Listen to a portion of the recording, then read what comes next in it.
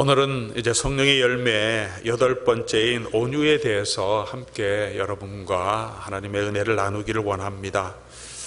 얼마 전이었습니다. 트럼프 대통령이 당선되고 우리 외국 원수들과 정상회담을 할 때 트럼프 대통령의 악수가 화제가 된 적이 있습니다. 특별히 우리 트럼프 대통령과 프랑스의 마크롱 대통령이 만났을 때 서로 악수로 힘겨루기를 하는 모습들이 이 방송 카메라에 잡혀서 참 재미있게 본 적이 있습니다. 트럼프 대통령이 먼저 만나서 마크롱 대통령의 손을 잡고 제압하듯 흔들자 다음 모임 때 마크롱 대통령이 훨씬 젊으니까 트럼프 대통령의 손을 잡고 꽉 눌러서 핏줄이 생길 정도로 눌러서 나중에 트럼프 대통령 손이 아파서 흔드는 모습까지 나왔습니다.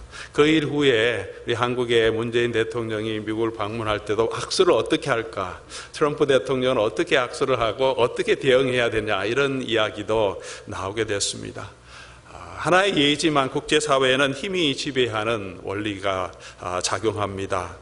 중국이 힘으로 무역보복이란 형식으로 사들을 배치하려고 하는 한국에 많이 자기들이 가지고 있는 힘을 보여주고 있습니다.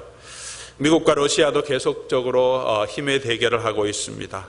요즘 중국과 인도가 또 국경 분쟁으로 서로 힘겨루기를 하고 군사력으로 대치하고 수개월 동안 긴장 상태를 유지하고 있다는 뉴스를 듣고 있습니다.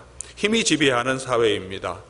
단순히 국가 간뿐만이 아니라 경제적인 사업체, 우리 생활 현장에서도 힘이 지배할 때가 많습니다. 기업 간에도 총은 들고 있지 않지만 서로 생사를 두고 사느냐 죽느냐의 경쟁을 하고 있는 시대입니다. 약한 기업들은 강한 기업에 인수합병되기도 합니다. 삼성과 애플도 지금 계속해서 휴대폰을 가지고 전쟁을 하고 있습니다. 두 컴퍼니뿐만이 아니라 후발주자인 여러 다른 경쟁 회사들도 생존을 위해서 생존 경쟁을 하고 있습니다.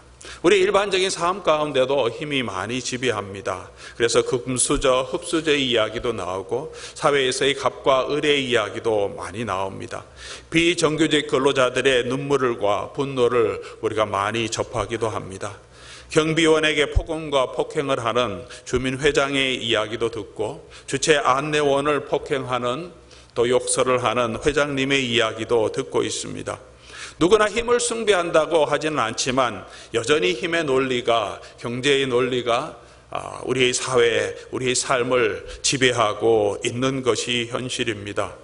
힘을 가진 자, 부를 가진 자의 교만, 자랑이 있다면 그에 대해서 가지지 못한 자, 힘이 없는 자가 받고 있는 상처와 소외감, 박탈감이 우리에게 있습니다. 정유라라는 우리 아이가 부모를 잘 만난 것도 경쟁력이다 이렇게 해서 모든 젊은이들, 특별히 모든 한국 사람들의 공분을 산 적이 있습니다. 그만큼 가지지 못한 사람들이 많은데 상대적인 박탈감, 그런 일로 인하여서 우리의 마음을 불편하게 하고 많은 젊은이들의 마음을 불편하게 한 적이 있습니다. 가지지 못한 자들은 상대적인 소외감 때문에, 박탈감 때문에 우리 마음속에 부드럽고 온유한 마음을 가지기 힘듭니다. 자기 상처 때문에 그렇고 자기를 방어해야 된다는 생존 본능 때문일 수도 있습니다. 이런 정유라와 같은 이야기를 들을 때 조용하게 유순하게 그럴 수도 있지 헛소리로 받아들이지 못하고 우리의 마음에 분노, 많은 젊은이들이 분노를 하게 되는 이유도 상대적인 박탈감 때문이라고 생각이 됩니다. 겸손과 온유라는 덕목을 누구나 좋아하지만 우리 실제 삶 가운데 그런 마음이 나타나기에는 많은 도전과 장애물이 있습니다. 성령의 열매는 하지만 세상과 반대되는 것입니다. 그것이 사람을 살리는 길이고 오늘 저와 여러분에게 기쁨을 주는 일이고 진정한 행복의 길임을 성경은 우리에게 말해주고 있습니다. 공동체를 살리는 길임을 오늘 사도 바울은 이 말씀을 통해서 우리에게 전해주고 있습니다. 오늘 우리가 생각하려고 하는 온유라는 것은 어떠한 성품을 말하는 것일까요? 이 온유라고 하는 이 단어는 헬라어 단어로는 프라우스 또는 프라우테스란 두 가지 단어를 사용하고 있습니다. 예를 들어서 여러분 잘 아는 대로 마태복음 5장 5절에 온유한 자는 땅을 기업으로 받는다, 복을 받을 것이라 말할 때 그 온유라고 하는 단어는 프라우스라는 헬라어 단어를 사용하고 있고, 오늘 우리가 함께 생각하는 갈라디아서 5장 23절에 나타나는 온유라는 단어는 프라우테스라는 단어를 사용합니다. 같은 어원에서 나온 말이고 거의 의미가 비슷하게 거의 동의어로 사용되는 내용입니다.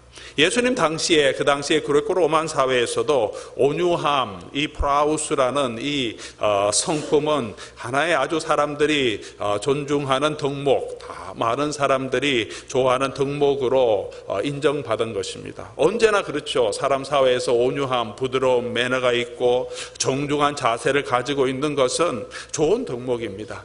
예수님 당시뿐만이 아니라 지금 사회에서도 우리가 늘 매너 있는 사람, 참 부드러운 사람을 다 좋아하고 그런 사람을 그런 성품을 다 좋은 성품이라고 말하고 있습니다. 하지만 성경적인 이 개념은 그 당시에 가지고 있던 개념, 또 우리가 생각하는 그냥 매너 좋고 그냥 부드러운 그런 개념을 조금 넘어섭니다. 온유의 근거, 왜 우리가 온유해야 하는지, 어떻게 온유해야 하는지 그 내용에 있어서 차이가 있습니다. 성경에서 말해주는 이 온유라는 성품은 어떤 것인가요? 우리 마태복음 5장 5절 말씀 보면 예수님께서 말씀하십니다. 온유한 자는 복이 있나니 그들이 땅을 기업으로 받을 것이다. 그렇게 말씀하고 있습니다. 이 마태복음 5장 5절은 사실은 시편에 나오는 시편의 찬양을 예수님께서 모아서 구약의 말씀을 모아서 하나님의 말씀을 다시 정리해서 우리에게 말씀해 주는 내용입니다. 우리 한번 시편 37편 9절 11절 말씀을 한번 찾아보겠습니다. 시편 37편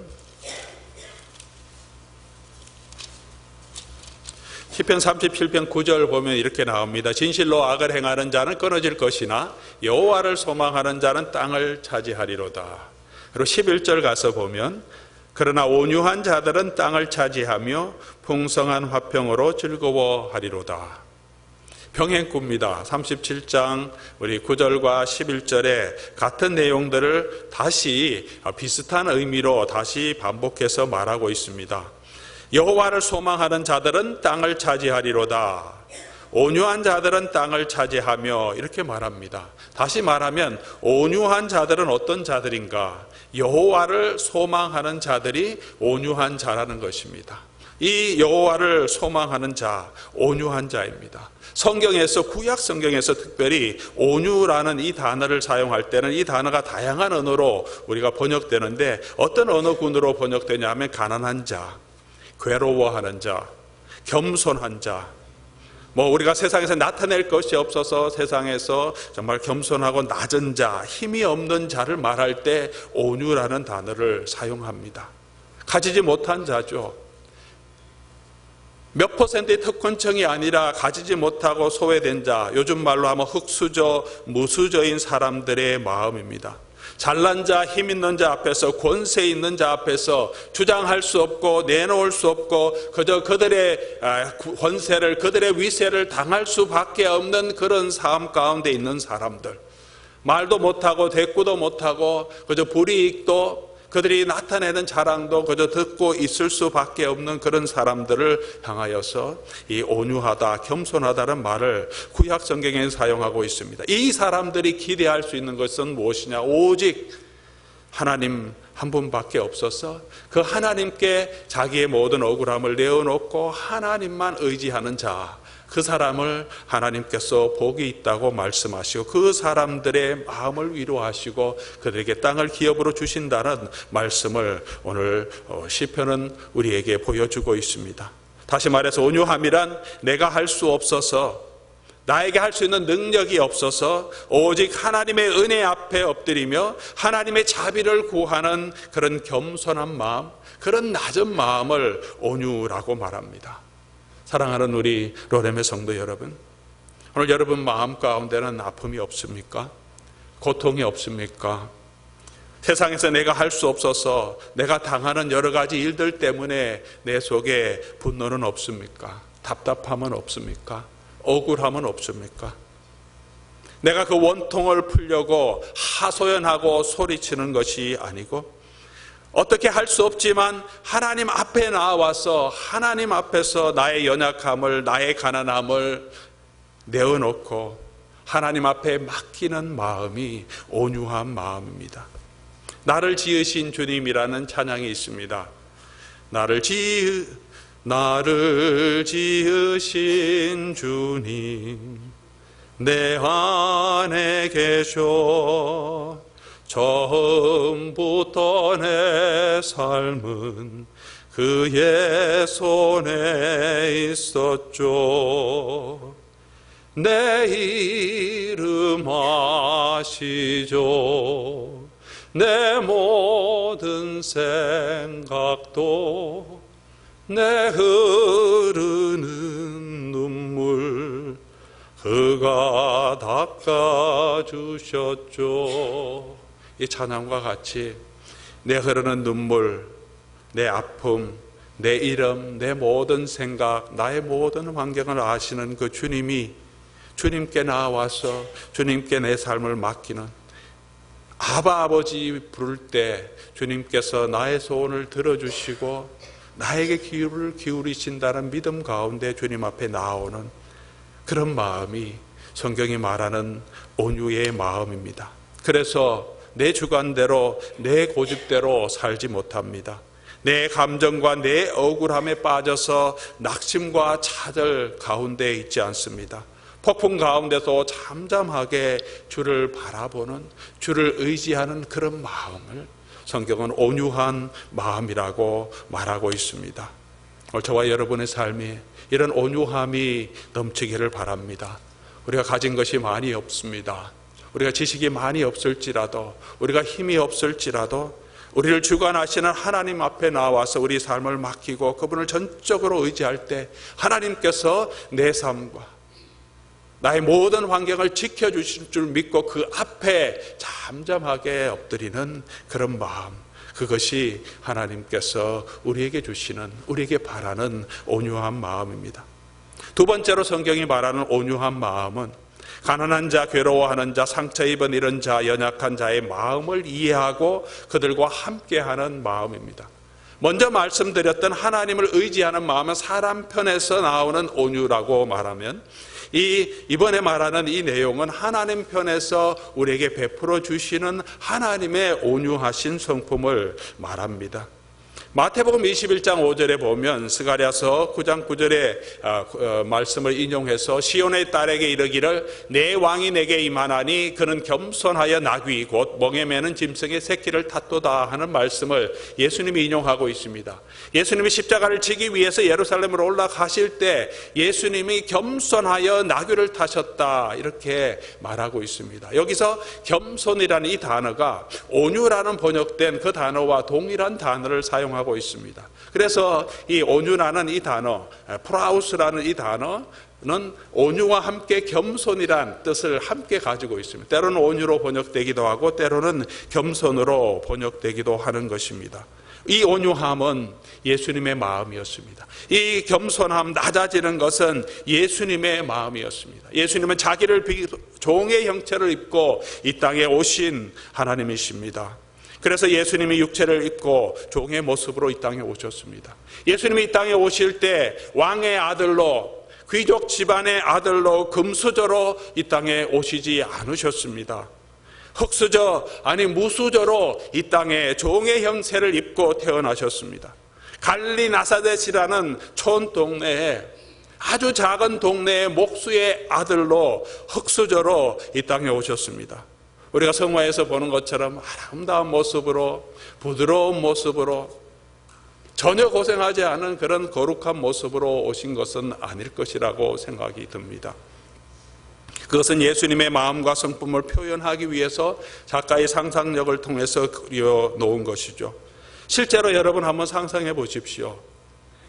그 당시에 성인이 될 때부터 목수의 일을 아버지를 도와서 같이 하는 것이 보통의 일인데 15살에서 17살부터 예수님이 30세 공생에 시작하실 때까지 10수년 동안 목수의 일을 했다면 예수님의 손은 어떠했겠습니까? 예수님의 얼굴은 어떠했겠습니까?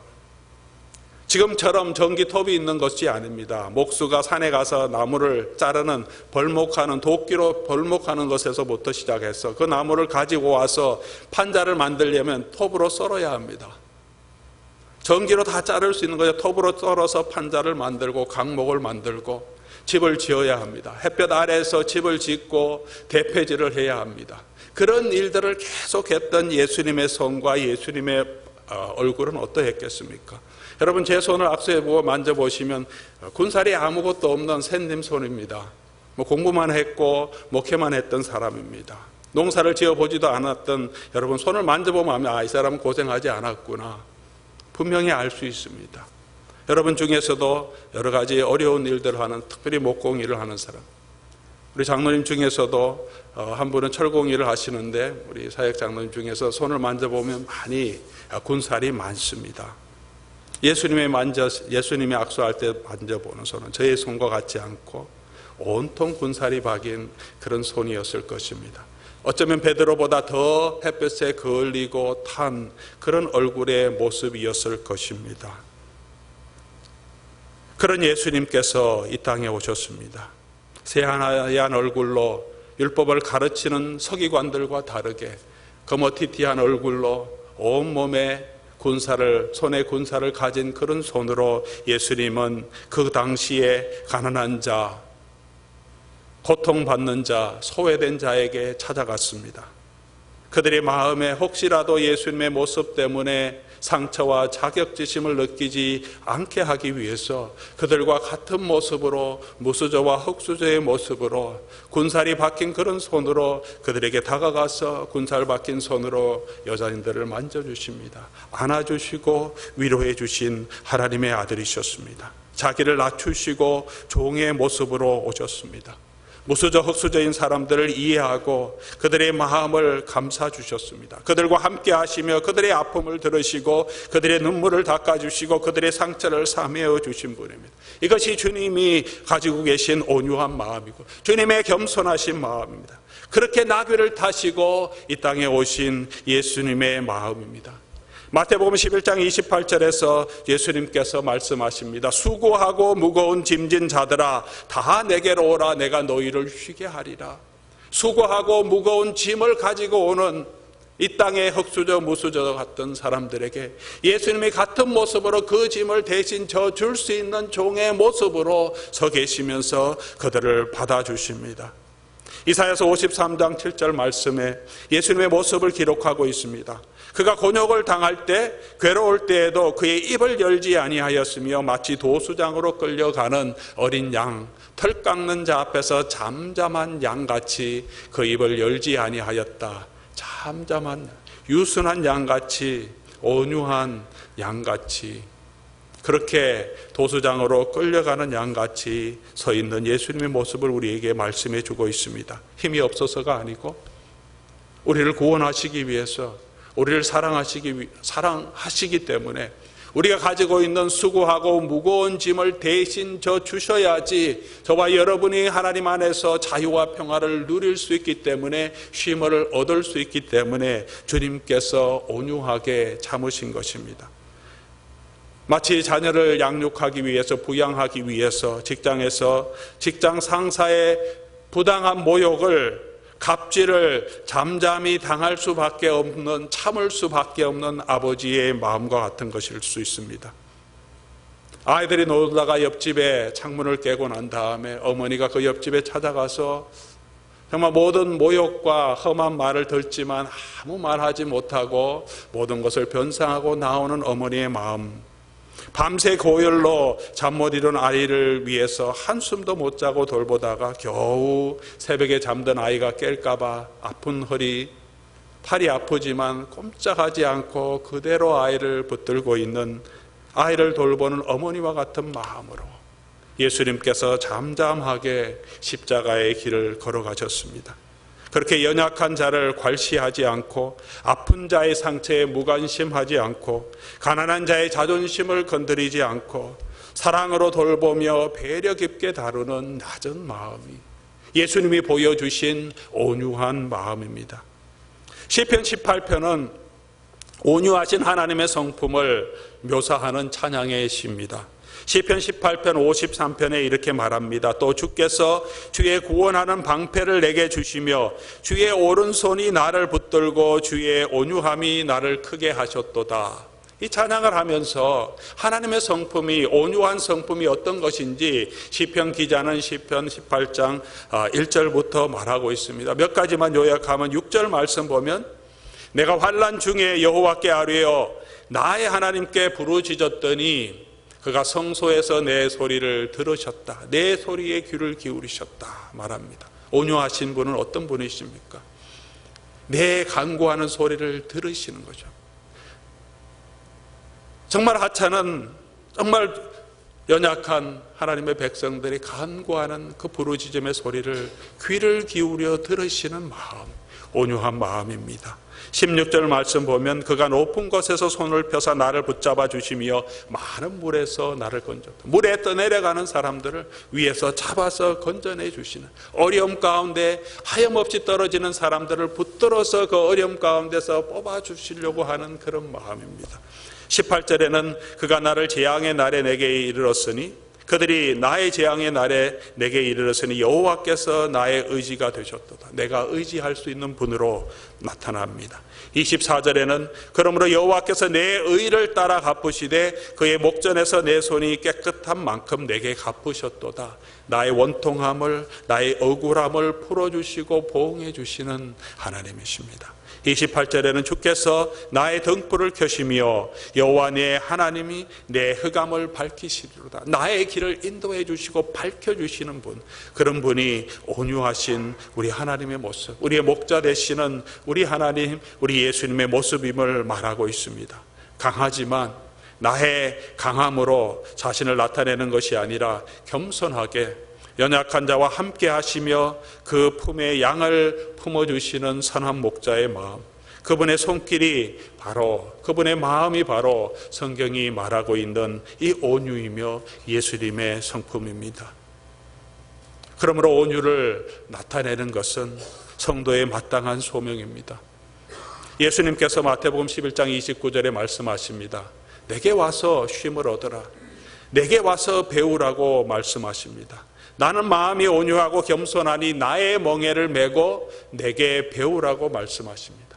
예수 그리스도 안에서 쉼을 얻은 모든 하나님의 백성들은 주님께 나아가서 먼저 하나님이 주시는 이 평강, 하나님이 주시는 위로를 경험하고 또 그 주님의 마음을 배우라고 말씀하십니다. 오늘 저와 여러분들 마음 가운데도 주님과 같은 마음 함께 있기를 소원합니다. 사랑하는 로렘의 성도 여러분, 우리는 이 예수님의 마음을 배우고 있습니까? 그 예수님의 마음, 온유한 마음을 배우고 싶은 간절한 소망, 닮아가고 싶은 그런 열정이 저와 여러분 안에 있습니까? 아니면 예수님이 내게 베풀어 주시는 그 안식만을 바라고 살아가고 있습니까? 오늘 저와 여러분은 자기를 비어 종의 형체로 오신 그 주님의 사랑을 받은 자들입니다. 그 주님의 온유하고 겸손하심으로 구원 얻은 저와 여러분들, 주님의 마음을 가지고 주님의 마음을 품고 우리 주변에 있는 사람들에게 같은 마음으로 나아가는 하나님의 예수 그리스도의 증인이 되기를 원합니다. 그리고 이 온유한 마음은 복음을 얻은, 복음 안에서 구원을 얻은 성도의 마땅한 성품이라고 사도 바울은 또 말하고 있습니다. 골로새서 3장 12절에 보면 너희가 하나님의 택하신 거룩하고 사랑받은 자처럼 긍휼과 자비와 겸손과 온유와 오래 참음으로 옷 입고, 긍휼, 자비, 겸손, 온유, 오래 참음으로 옷 입어야 되는 이유는 하나님이 택하시고 거룩하고 사랑받은 자처럼, 만약 저와 여러분이 하나님의 택하심을 받았다면 그 사랑과 그 거룩하심 안에서 거룩하게 되었다면 우리가 이런 긍휼과 사랑과 온유와 오래 참음으로 옷 입는, 그것이 우리의 성품, 우리의 삶이 되어야 된다고 말합니다. 우리가 함께 읽었던 에베소서 4장 1절에서 2절까지 말씀도 동일한 말씀을 하고 있습니다. 그러므로 부르심을 받은 일에 합당한 삶, 복음에 합당한 삶이 무엇이냐? 모든 겸손과 온유로 하고 오래 참음으로 사랑 가운데 서로 용납하는 것입니다. 모든 겸손과 온유가 가장 먼저 나오는 것을 주목하시기 바랍니다. 복음에 합당한 삶 가운데, 하나님의 사랑을 나타내는 삶 가운데 가장 중요한 것, 그 예수 그리스도의 마음 중에 가장 중요한 마음이 뭐냐? 겸손과 온유의 마음이라고 말하고 있습니다. 사랑하는 성도 여러분, 이것은 우리의 부르신 소명이며 하나님께서 우리에게 주시는 사명입니다. 온유함, 겸손함, 성령의 열매를 맺는 것은 성도의 마땅한 삶인 것입니다. 우리는 언제 어떻게 온유해야 합니까? 디도서 3장 2절 말씀을 한번 보겠습니다. 우리 같이 한번 함께 읽어보겠습니다.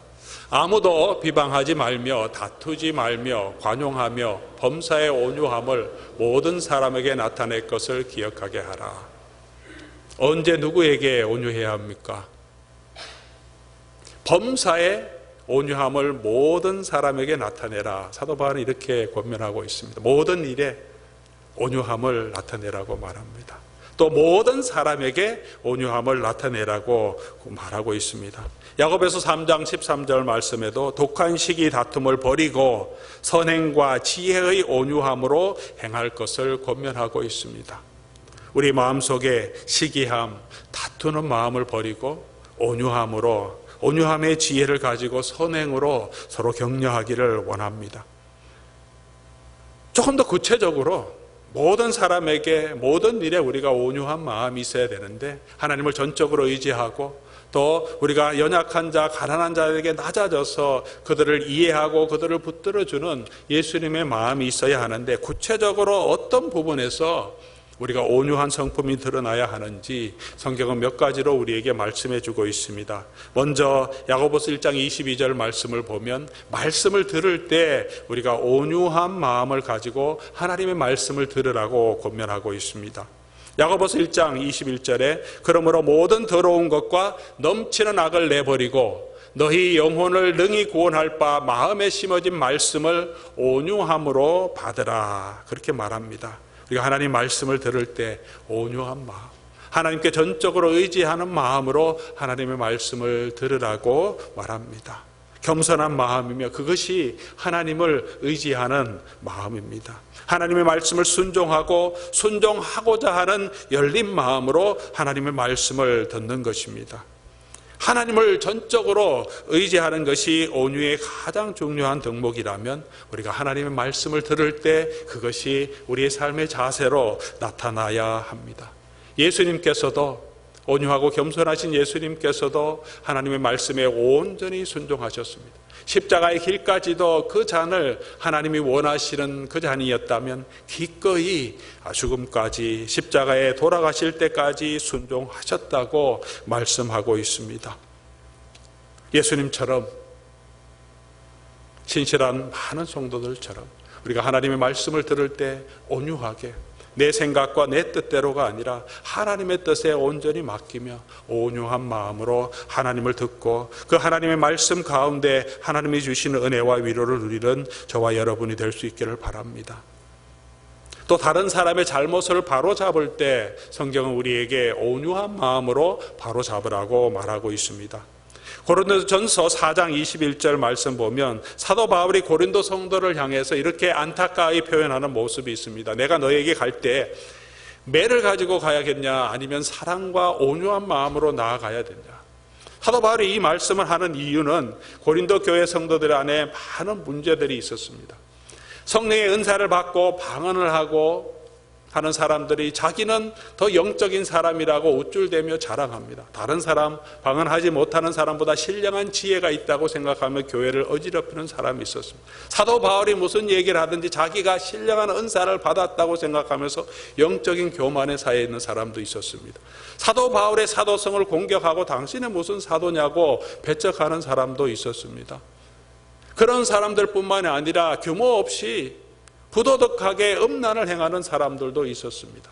성경에 대해서, 부활에 대해서 바른 지식을 가지지 않고 자기 주장을 하는 사람들도 있었습니다.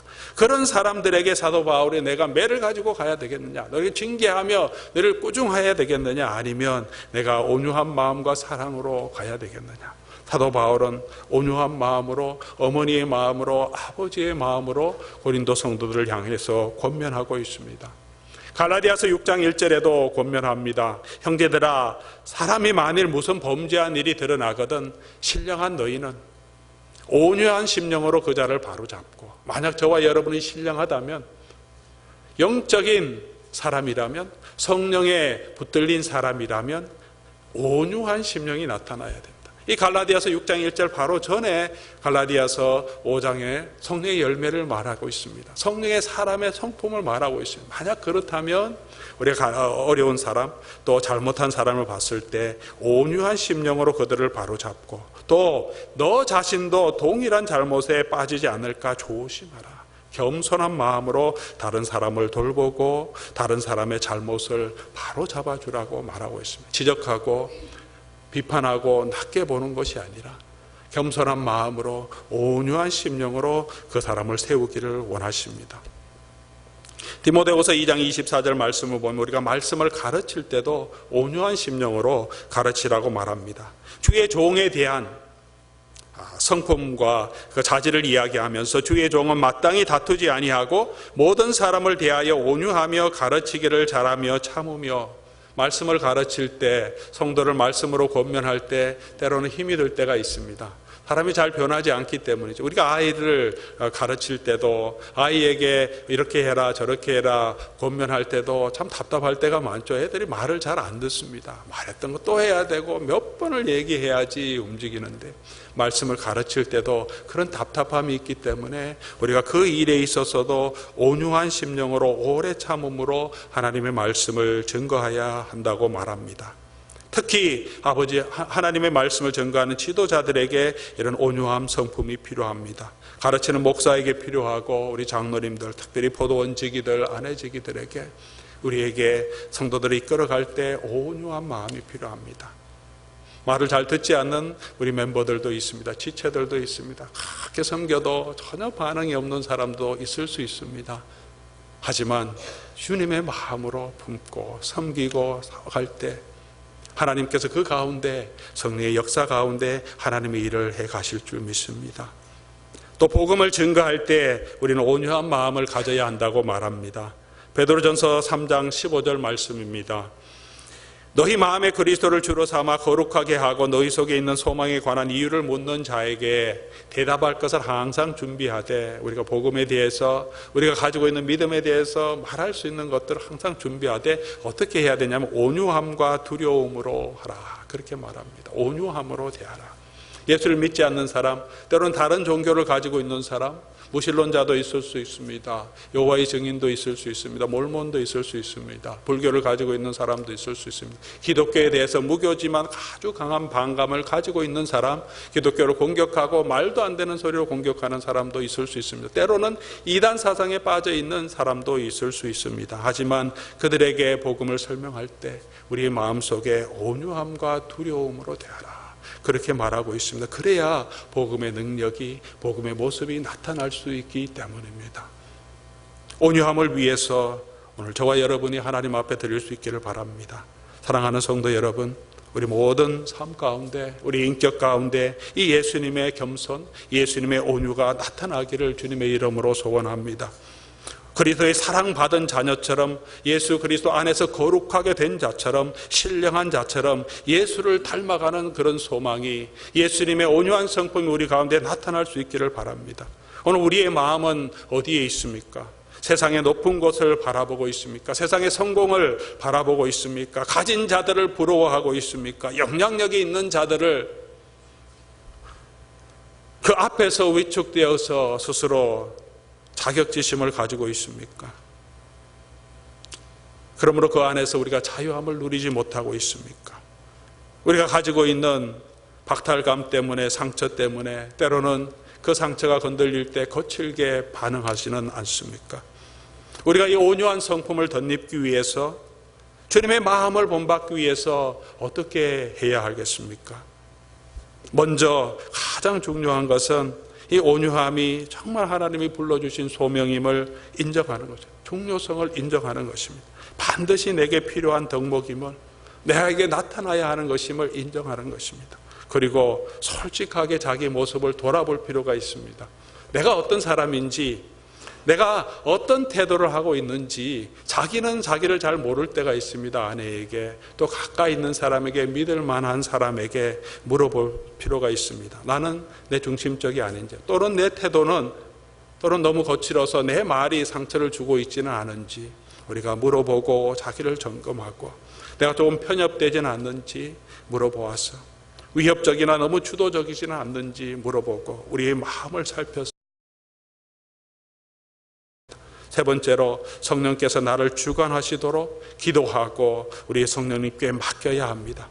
특별히 내가 온유하지 못한 부분, 내가 좀 더 배려하지 못하는 그런 연약한 부분이 있다면 그 일을 구체적으로 가지고 하나님 앞에 기도해야 합니다. 하나님, 내가 이런 부분에는 이런 이슈가 나오면 나는 자유함이 없습니다. 그것이 내가 옛날에 받았던 상처 때문이든지 어떤 연약함 때문이든지 내 안에 부족함이 있을 때, 내가 이런 일을 하는 사람 내가 정말 화가 나서 못 참겠습니다 하는 그런 연약한 부분이 있다면 그 부분을 갖고 하나님께 맡기고 성령님께서 역사해 주셔서 내 마음에 자유함을 주시고 평안하게 그 일을 대할 수 있도록 하나님 나를 치유해 주시고 그 마음으로 나아가게 해 주십시오. 구체적으로 나의 연약함을 가지고, 나의 부족한 그 부분을 가지고 하나님 앞에 기도할 때 성령께서 그 기도를 들어주시고 나의 마음을 만져주실 것입니다. 원래 조금 유순하고 온순한 사람이라도 그 성품이 나에게서 나오는 것이 아니라 성령께서 주시는 은혜 가운데 더 풍성하게 나타날 수 있도록 성령의 힘을 의지하고 그리스도의 마음을 더 가질 수 있는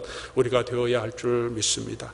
내가 원래 성품에 모질고 좀 날카로운 면과 거친 면이 있다면 성령께서 우리를 만져주시고 그 안에서 조금씩 변화되어 갈 수 있도록 우리 자신을 주님께 맡기는 일이 필요합니다. 마지막으로 가장 중요한 것은 하나님의 은혜를 사모하는 것입니다. 예수 그리스도의 은혜를 사모하는 것입니다. 온유하고 겸손한 것은 내가 예수 그리스도의 은혜 가운데 있을 때, 예수 그리스도의 사랑과 예수 그리스도 안에서 누리는 그 쉼을 얻었을 때 우리에게서 나오는 자연적인 은혜의 산물인 것을 성경은 우리에게 말해주고 있습니다. 그러므로 우리의 마음에 그리스도의 은혜가 필요합니다. 주님께서 불러주십니다. 수고하고 무거운 짐진 자들아, 여러분 가지고 있는 짐이 있습니다. 상처가 있습니다. 박탈감이 있습니다.